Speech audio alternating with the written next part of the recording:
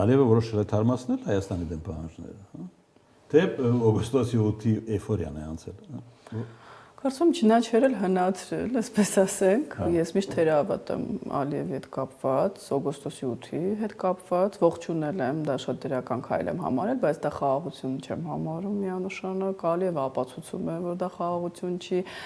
Գիտեք, չի ուզում որ դա խաղաղություն չի ուզում որ վերածվի, նա անընդհատ շոշափում է հայ հասարակության նյարդերը, նա հատուկ է դա անում, որպեսզի նախ վարկաբեկի Նիկոլ Փաշինյանին,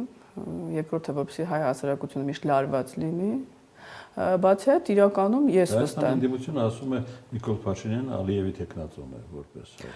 Շատ հետաքրքիր հարց եք տալիս, ես ճանապարհին նոր դա է գալուց մտածում, այս ով է ասել որ Ալիևին ձեռնտու է որ Փաշինյանը հաղթի։ Հայաստանի ընդդիմությունը։ Դե դա հասկանալի է։ Դե մեկ այս կողմի փաստարկներն էլ նայենք, որ օբյեկտիվ լինի, նախ առաջինը ռևանշիստներ եթե գան Հայաստանում իշխանության, դա առիթ կլինի, որ Ալիևն ասի տարածքային պահանջներ են ներկայացնում, մանավանդ այդ շրջանակները Արցախից խոսում են։ Երկրորդը, ես ոչ թե մտածում եմ, որ Ալիևին ձեռնտու չի, որ Փաշինյանը մնա, այլ Ռուսաստանը եւ Ադրբեջանը չեն ուզենա, որ Փաշինյանը այնքան ձայն հավաքի, այնպես հաղթի, որ այլևս այստեղի ընդդիմությունը վտանգ չկարողանա իրեն սպառնալ։ Ես ավելի հետաքրքիր այսպես խաղ եմ մտածում, այսինքն այն բան, երբ Նիկոլ Փաշինյանի հեղինակությունը ուզում է աճել, եկեղեցու այս սկանդալների ֆոնին, փորձում են, ես Մոսկվային եւ Ալիևին մի նավի մեջ եմ տեղավորում, այդ իրենց հակասությունները ծիծաղելի դնենք մի կողմ, նրանք փորձում են բալանսավորել այստեղ ընդդիմության եւ իշխանության հնարավորությունները։ Այսինքն հիմա Ալիևի հայտարարությունը ընդդիմությանը ձեռնտու չի, ձեռնտու է, ասում են կապիտուլյանտ է, ոչ մի խաղաղություն էլ չկա։ Սա ավելի խորամանկ խաղ է, ոչ թե միայն նպատակ ունի, որ Փաշինյանին վարկաբեկի, ես այդպես եմ մտածում։ Այսինքն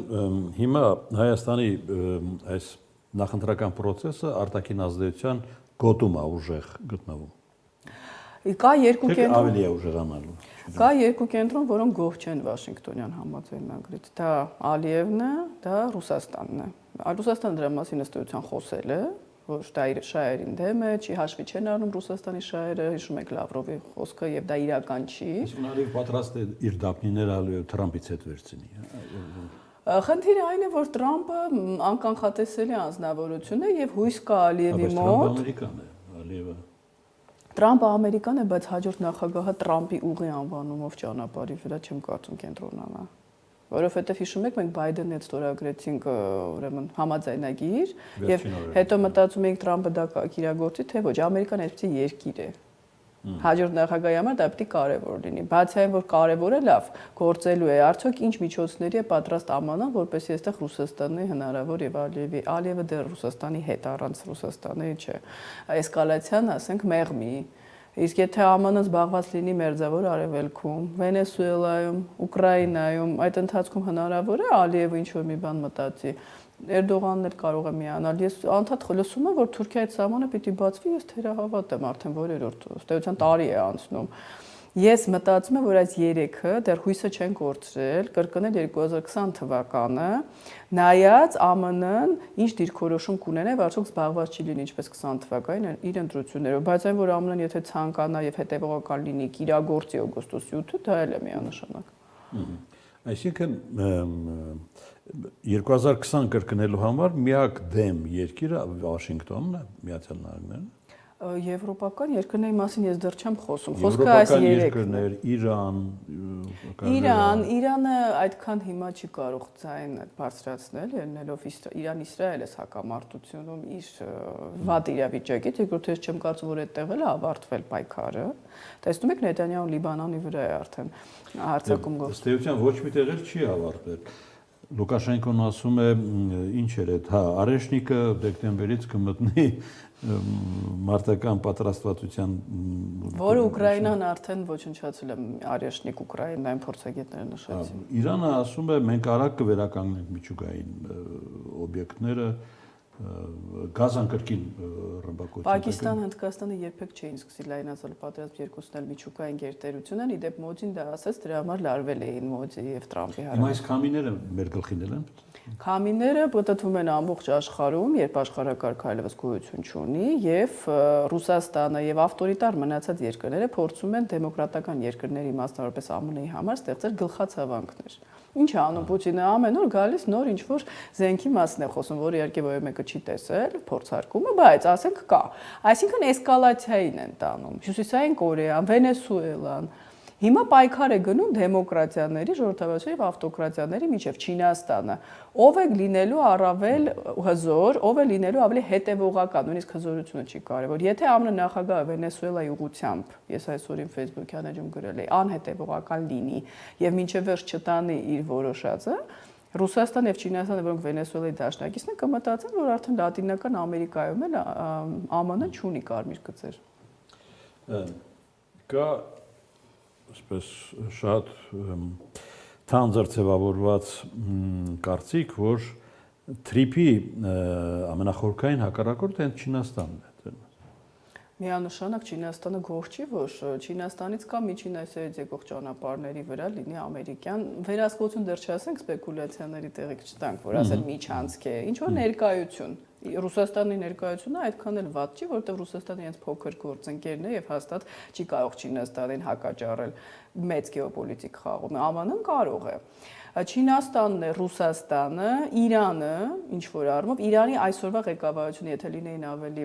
ոչ պահպանողական ռեֆորմիստ ուժեր, որոնք արևմուտքի հետ հարաբերությունները այսքան չփչացնեին, Իրանը կցանկանար այլընտրանք ունենալ այստեղ Ռուսաստանին, որը իդեպ դավաճանեց իրենց այսպես ճակերտավոր ասենք, պատերազմի հակառակցման ժամանակ իսրայելական, բայց Իրանի այս իշխանությունը, որը Ռուսաստանի եւ Չինաստանի հետ է կապում իր անվտանգությունը, դա միանշանակ Հայաստանի դաշնակիցը չի կարող լինել։ Եվ ըստ էության չեղավ, մենք տեսանք, որ Հայաստանի վրա հարձակման ժամանակ ընդհանրապես ընդհանուր ինչ որ 2020 թվականին եւ 23 թվականին հայտարարություններ։ Թրամփի ժամանակներն են։ Թրամփի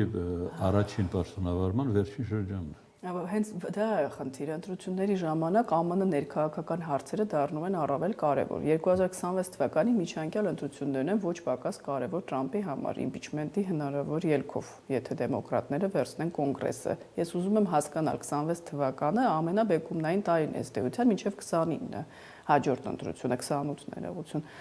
Ինչ է լինելու տարածաշրջանում, երբ ԱՄՆ-ն ընկղվի իր ներքաղաքական խնդիրների մեջ։ Իհարկե մենք ունենք տարբերակներ, դա ավելի խորքային վերլուծության մաս է, այսպես ասենք։ Մյուս նկատելի հանգամանքը, որ Ադրբեջանի պաշտոնյաները ամեն ինչ անում են թրիփ արտահայտությունից խուսափելով եւ նրանք իրենց տերմինն են շրջանառում բարբերաբար։ Դա հող է նախապատրաստում հրաժարվել այդ ծրագրից ի վերջո։ Դա նախ ռուսական։ Դրանից պետք է պատրաստ լինենք։ Ռուսական տերմինոլոգիա, այսպես ասենք, նոյեմբերի 9-ի համաձայնագրի այդ կորիդոր Օվերչուկը, որ ասեց, ես տեսա նույնիսկ ադրբեջանական կայքում Տոկաև այդ հանդիպումից հետո միտեղ գրված էր Trip, միտեղ գրված էր Զանգեզուրի միջանցք։ Ալիևը երկուսն էլ պահում է, ինքն էլ Ալիևն էլ վստահ չի, ես չեմ ասում, որ Թրամփը միանշանակ հանձնվելու է Պուտինին, այսպես ճակերտավոր։ Թրամփն էլ անկանխատեսելի է, մի օր զարթնի եւ որոշի ռմբակոծել Իրանը, չէ՞, տեսանք։ Այսինքն Ալիևի նման լիդերները ավտոկրատ սպասում են եւ Պուտինի տեսնեն Թրամփը լուրջ է տրամադրված իր խոսքերում Վենեսուելայից մինչև Մերձավոր Արևելք, դա ազդանշան է իրենց համար։ Թե ուղղակի ասած ես 8-րդ խաղաղությունն եմ վերել, գրում եմ 9-րդին, դա լուրջ չի ընկալվում։ Կամ ասում է Ուկրաինա ինչի՞ չես քո տարածքները գրավում, հաջորդ օրը բղավում է Զելենսկու վրա, ասում է տուր Դոնբասը։ Այս քաղաքականությունը Թրամփի կամ չի տալիս Հայմարսները, սա տարօրինակ է եւ ինձ համար ամենաբացասականն է այս իրավիճակում։